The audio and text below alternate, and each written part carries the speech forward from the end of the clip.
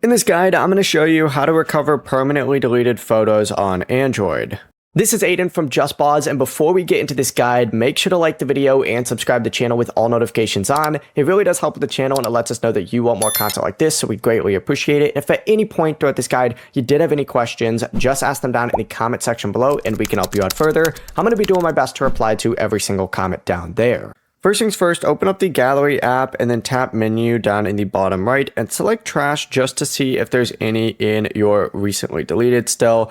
You can then go ahead and select it and hit Restore, but if it's not there, you're going to want to back out and instead go ahead and open up your Files app. And once you open up your Files app, do the exact same thing. Hit Trash or Recently Deleted or just the Recycle Bin. Select anything in here, and if your stuff is in here, you could also restore it.